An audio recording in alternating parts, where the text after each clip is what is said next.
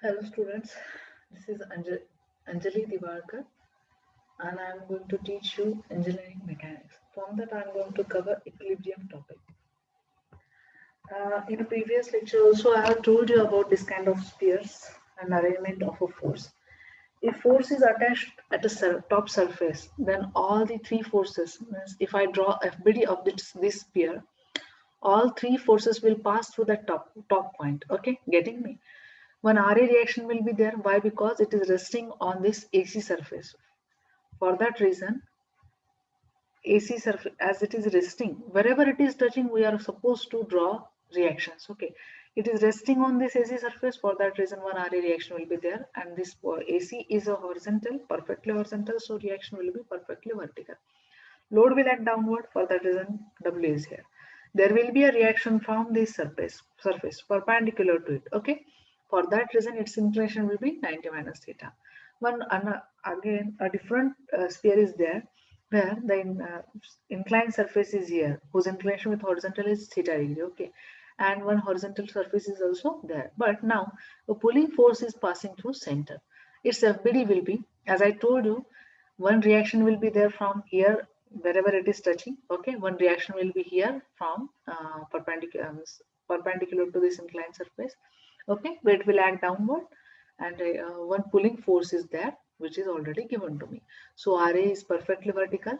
Okay, but W is going downward, it's weight, and there will be an inclined force which is inclined by 90 minus theta degree with that surface. Okay, or horizontal.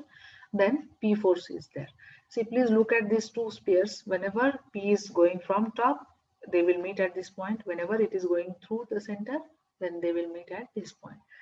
And when another sphere is given to you and which is being obstructed by this step, then please do remember, just a few minutes before I told you, wherever it is touching there will be a reaction. But what is happening over here, this force will try to pull this sphere on this step. It will try to mount or climb on this step. For at that point there will not be any contact to the surface. For that reason there will not be any reaction over here. Okay, and there will be a reaction perpendicular to this step. But this step is there, and how can I understand what will be the inclination of this RC? See, they should meet at this point. Then you know these geometrical dimensions, and they will give you this vertical dimension also. By knowing those dimensions, you can find out the inclination of this RC. Okay, do remember, whenever P is here, then they will meet at this point. Okay, if P is passing through this point, then the reaction will meet at this point. Do remember. Okay, then we'll go or we'll solve one problem. Then we can understand this concept or concept of FBD actually. Find minimum force P and corresponding angle alpha at which a wheel of 750 Newton weight and 235 mm radius can be pulled over the 150 mm height curve shown. Assume smooth surfaces. See what is happening just now. As I have told you, one FBD. Okay, this step is there, so there will not be reaction at this point. Why? Because this is trying to pull this sphere from above the step, or it is trying to pull that sphere to climb on that your step. Okay, radius is given to me, and that height of that curve is also given to me. Well, our job is to find out first of all FBD, then angle of reactions, and then apply conditions of equilibrium or Lamis theorem. Okay. Here I have solved it by using Lamis theorem. What I did, please try to understand the diagram. Okay, P force is there who is passing through that center and inclined by alpha with horizontal. Okay, one horizontal step is there whose in depth or height is 150 mm, and they have given me radius as a 235 mm. Okay, then see here we can see one sphere is there whose weight has to be acted downward. Okay, this RA will be there who is passing through the center. Why? Because our pulling force is passing through center. This curve height is 150 and this is 85. How? This complete distance is 235. 235 minus 150 will give me 85. Okay, as I have drawn here AMO. Okay, then I can this again this radius is also 235. I know this dimension, I know this dimension. Happily I can find out theta. Okay, by using sine theta I can find out theta as 121.20. Once I know this theta, I told you in last lecture video also that whenever it is passing through your any point, apply principle of transmissivity, use the same inclination over here. Okay, nothing will happen. It will have the same effect. Okay, so inclination is 21.20. Either they should come to your point or go away from your point. What is happening over here? RA is coming here, W is going downward, and your force will P will be here. So what I did, I have applied principle of transversality, and I have transferred that force from this coming to it was previously coming to your joint.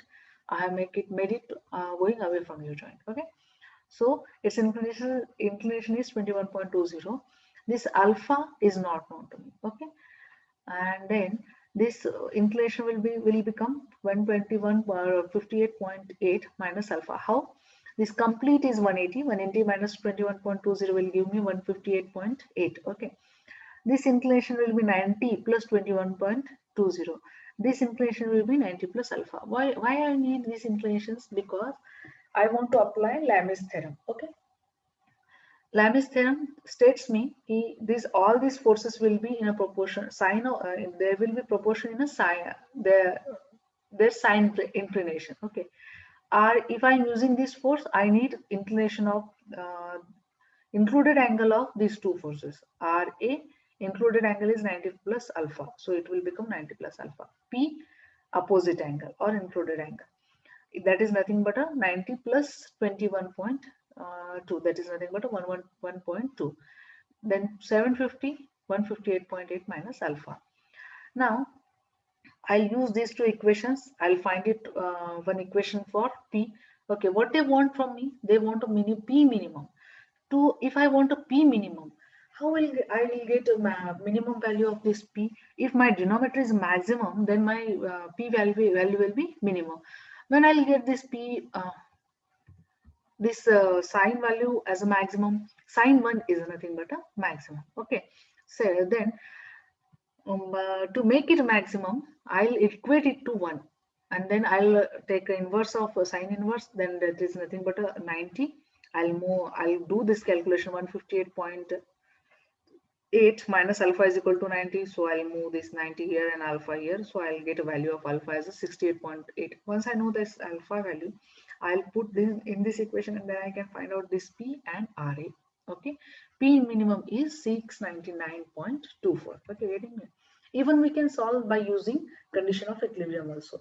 What I'll do, see, only three forces are here. Okay, what I'll do, summation fx equal to 0, summation fy equal to 0. How many forces will be there in summation fx? See, two components will be like this. One is going leftward, and RA sine component is going, or vertical component is going upward. Vertical component is upward and horizontal component is rightward. So this component will be positive, this component will be negative. We'll look at that slide. So P cos alpha is positive, minus RA cos 21.2 is equal to 0. So I'll get one equation in terms of RA and P. Okay, then we'll apply summation Fy. RA and P minus 750 is equal to 0. Then once I know RA value in terms of P, I'll put that value over here. So we'll solve it and we'll get the value of P. Okay, we'll get a equation in terms of cos alpha and P. Okay, if I want to find out the minimum, for P to be minimum, differentiate it with respect to alpha and equate it to 0. dP by d alpha is equal to 0. By doing that, we'll find out alpha as a 68.69, which is very much similar, and we'll put that value in that equation, in this equation, and we'll find out the value of P, which comes out 698.78, which is almost or very much similar to last equation. Okay, so we can either go by Lamis theorem or we can solve it by summation fx and summation of y, that is conditions of equilibrium. Okay, that's all from my side. Thank you very much.